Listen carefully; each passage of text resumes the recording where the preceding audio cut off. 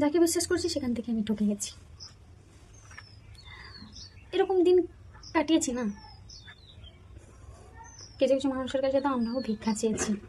আমার মা বাবাকে ভালো রাখো, সুস্থ রাখো, কেউ যাতে অ্যাটাক না করে, আমাদের বাড়ি ভেঙে দেওয়া হবে, অনেক রকম এসছে আমাদের ওপর। তারপরেও আমরা 3 মাস ঠিকঠাক করে খেতে পাইনি, স্নান করিনি, এরকম দিন কাটিয়েছি। আমি একজনের পায়ে ধরেও পর্যন্ত বলেছি কিছু তো করো। আমার বোন খুব ছোট, ওগুলো বোঝে না। রাত 10টা বাজলেই জানো তো এখানে কারেন্ট চলে যেত, বৃষ্টি পড়তো, আমফানের সময়, তখন বাড়িতে অনেকজন চলে আসতো।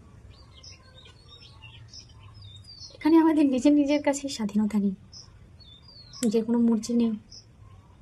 মানুষ মানুষকেই বেশি শত্রুতা বানায়, মানুষ মানুষের প্রতি হিংস্র পশু। এই সমাজে কি করা যাবে বলো তো?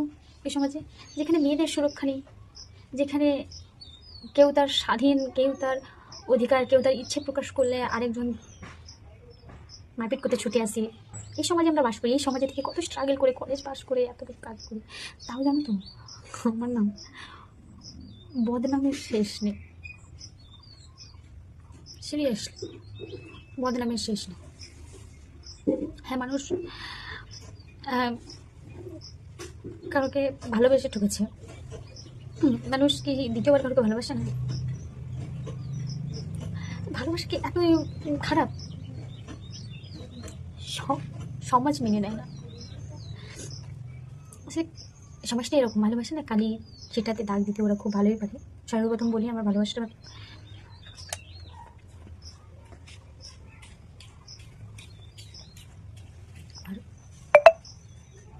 পরিবার।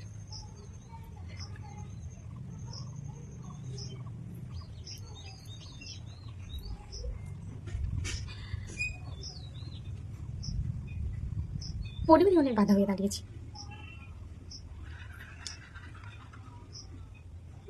আমি কিছু বলতে পারছি না, আমি খুবই স্ট্রং, সিরিয়াসলি স্ট্রং। কেন জানা পুরোনো কথা সব মনে পড়লে কষ্ট পাই। ভালোবাসার মানুষ খুব কষ্ট দিয়েছে, আঘাত দিয়েছে, বুকে আঘাত দিয়েছে, বিশ্বাসের মর্যাদার আঘাত দিয়েছে, অনেক কথা শুনেছি। তারপরেও লড়াই করে নিজের সঙ্গে সব কিছু স্বাভাবিক করতে চেয়েছি। আর বাকি আমি টিউশন পড়াই, সেখানে অনেক প্রবলেম এসছে যে টিউশন পড়ায়, এই ভিডিও করা নিয়ে সারাদিন ভিডিও করে, টিউশন করে না কি করে, হ্যান দেন, অনেক রকম কথাবার্তা উঠেছে। মানুষ না, এখানে মানুষকে উঁচু দেখতে পছন্দ করে না। যত নিচে নামা তত ঠিক আছে, নিচুটাই বেস্ট। ওরা নিচুতে মাটিতে নামিয়ে ফেলবে, এমন ওদের মেন্টালিটি। তো আমি এত কথা বলছি, এই পরিবেশে থেকে আমি অনেক স্ট্রাগল করেছি, অনেক লড়াই করেছি, কারোর কথা শুনিনি, ঊর্ধ্বে গেছি। এমনকি এরকম যে ফ্যামিলির ঊর্ধ্বে গিয়ে কিছু বন্ধুত্ব রাখতে গিয়েছিলাম, কিন্তু সেই বন্ধুত্বই আমাকে এমন পরিমাণে আঘাত দিয়েছে না, কষ্ট দিয়েছে, আমার বন্ধুত্বের প্রতিও সব কিছু উঠে গেছে। বিশ্বাস করো, বন্ধুত্ব, ফ্যামিলি, পরিবার, সবার কাছ থেকে শুধু কষ্ট পেয়েছি আমি। কষ্ট ছাড়া কিছু পাইনি, ভালোবাসা আমি জীবনে পাইনি। আর সবার শুধু চাহিদা।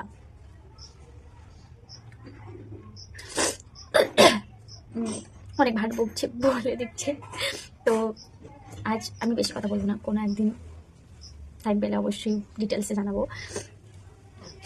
আমাদের পাড়ায় এমন মেন্টালিটি না, সত্যি বলতে, যদি ডেলিভারি বয়ও আসে, যেহেতু আমি অনলাইনে পার্সেলও নিই, সেখানেও খারাপ, সেটাও খারাপ চোখে দেখা যায়। তো যেহেতু আমরা পাড়ায় বসবাস করি, নানান ধরনের নানান মানুষের মন্তব্য শুনতে হয়, বাবা মাকে শুনতে হয়, আমাকে শুনতে হয়, শুধুমাত্র ভিডিও করি বলে। আর পরিবারের বিরুদ্ধেও আমার অনেক রকম কষ্ট লুকিয়ে রেখেছি। আমি পরিবারকে খুশি করার জন্য নিজেকে ত্যাগ করে দিয়েছি, নিজের সব ইচ্ছে আকাঙ্ক্ষা সব কিছু মুছে ফেলেছি। তো কখনো পরিবার বিশ্বাস করে জিজ্ঞেস করেনি যে তোর কী লাগবে।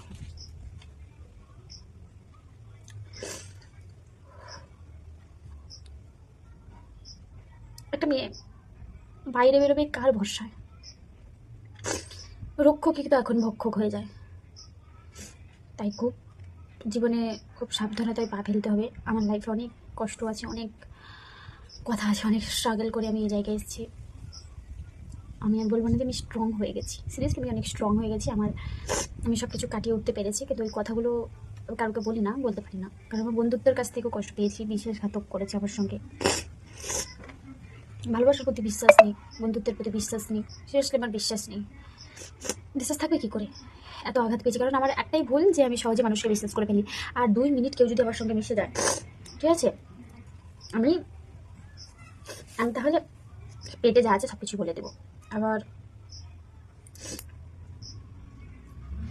আমার এখানে তো এরকম হয়, এখানে জানো তো সব কিছু নিয়ে, পুরো গ্রাম শহরটাই সব কিছু নিয়ে এরকম, ড্রেস, মেন্টালিটি, সাজগোজ, কথাবার্তা, তারপর ছেলে বন্ধু থাকা, তারপর অনেক কিছু নিয়ে মন্তব্য ওঠে। ইভেন এটা ওরা করে, এক কান থেকে আরেক কান করে। আবার এমন কিছু কিছু কথাও ওঠায় যেগুলো শোনা খুব কষ্টদায়ক। এই স্ট্রাগল করে, এই পাড়া থেকে উলম করে, তারপর 10টা মানুষের, বিশেষ করে আমার শত্রুর অভাব নেই, আমার শত্রু চারিদিকে আছে। আমার যারা বিশ্বাসযোগ্য বন্ধুত্ব যাদের মনে করতাম, তারাই আমার শত্রু হয়ে দাঁড়িয়েছে, কারণ আমি প্রতিবাদী। আমি ফ্যামিলিতেও প্রতিবাদ করে সব কিছু করেছি। আমি 11 থেকে টিউশন পড়াই, দেন আমি কলেজটাও খুব প্রতিবাদ করে বাড়িতে কলেজ পড়াবে না, ঠিক আছে।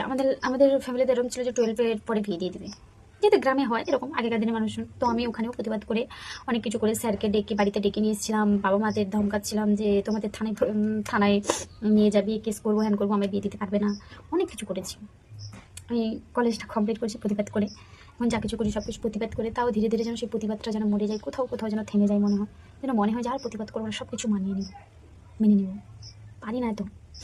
ইউটিউব করার শখ ছিল, ইউটিউবে ভিডিও করি, কিন্তু বিশ্বাস করো যখন তখন ইউটিউব থেকেও মন উঠে যায়, আমি পাই না কোনো কিছু থেকে, আমি বিশ্বাস পাই না, ইউটিউব থেকেও পাই না। আমার আগের একটা চ্যানেল ছিল, সেখানে ভিডিও করতাম, পাড়ার মানুষরা দেখতো, উল্টাপাল্টা কমেন্ট করতো, তাই আমি এই চ্যানেলটা খুলেছি। আর আমার লাইফ নিয়ে তোমাদের কিছু কথা বলবো, তোমরা আমার পাশে যদি থাকো, থাকবে, আমি জানি না থাকবে নাকি না, কারণ আমার লাইফে সবাই বিশ্বাসযোগ্য না। আমি নিজেকে ছাড়া কারোকে বিশ্বাস করতে পারি না, বিশ্বাস করো। তো কোনো কিছু বিষয়ে জানতে চাইলে আমাকে জানো, টিচার লাইফ, স্ট্রাগল লাইফ। এবারটাই আমি কম্পিউটার, টেলারিং, হাতের কাজ, সোলের মুকুট বানানো, মেকআপ, শাড়ি পরানো, গাড়ি চালানো, রান্না বান্না করা, মানে সব কিছু আমি নিজে শিখেছি। জানি কোথাও না কোথাও যেন আমি এগুলো তো অনেকেও জানে না, কিন্তু আমি জেনেও যেন কোথাও কোথাও হেরে আছি, এরকমটা মনে হয়।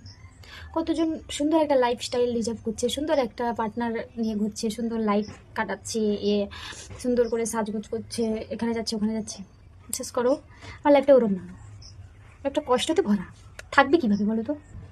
আর ইউটিউব নিয়ে তোমাদেরকে বলছি, ইউটিউবে তোমরাও যে আছো না, তোমরাও তো আমার ভিডিও ওই চ্যানেলে দেখোনি বা দেখতে চাওনি। তো আমি নতুন করে এই অ্যাকাউন্টটা বানিয়েছি, আর ভাবছি পাশে একজনকে রাখবো যেখানে কেউ দাগ দিতে পারবে না। তো তোমরা কি চাও যে আমি আমার বয়ফ্রেন্ডকে নিয়ে বা প্রিয় মানুষকে নিয়ে ভিডিও বানাই? কমেন্টে জানিও।